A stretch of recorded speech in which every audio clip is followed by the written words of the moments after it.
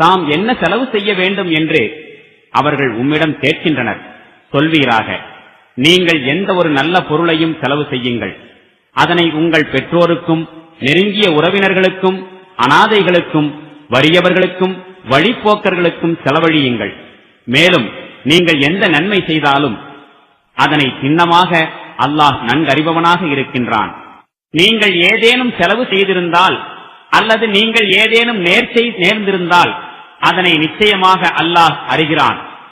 மேலும் அக்கிரமக்காரர்களுக்கு உதவி செய்வோர் எவருமிலர். நீங்கள் தர்மங்களை வெளிப்படையாக செய்யின், அதுவும் நல்லதுதான். நீங்கள் அவற்றை யாருக்கும் தெரியாமல் தேவையுடையோருக்கு கொடுப்பீர்களாயின் அது இன்னும் உங்களுக்கு சிறந்ததாகும்.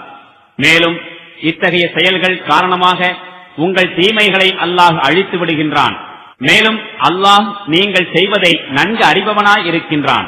எவர்கள் அல்லாஹுடைய வழியில் தங்கள் பொருள்களை செலவு செய்த பின்னர் அதைத் தொடர்ந்து தாங்கள் செலவு செய்ததை சுட்டிக்காட்டி பேசாமலும் மனம் புண்படச் செய்யாமலும் இருக்கின்றார்களோ அவர்களுக்கு உரிய நற்கூலி அவர்களின் அதிபதியிடம் இருக்கின்றது.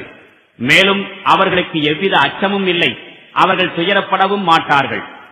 கனிவான சொல்லும் விரும்பாத விஷயங்களை மன்னித்து விடுவதும் மனம் புண்படச் செய்யும் தானத்தை விட சிறப்புடையனவாகும்.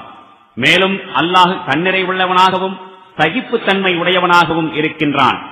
இறை நம்பிக்கை கொண்டோரே, அல்லாஹ்வின் மீதும் மறுமை நாளின் மீதும் ஈமான் கொள்ளாமல் மனிதர்களுக்கு காண்பிப்பதற்காகவே தனது பொருளை செலவு செய்பவனைப் போல நீங்களும் கொடுத்ததை சொல்லிக் காண்பித்தும் மனம் புண்படச் செய்தும் உங்களுடைய தான தர்மங்களை பாழாக்கி விடாதீர்கள்.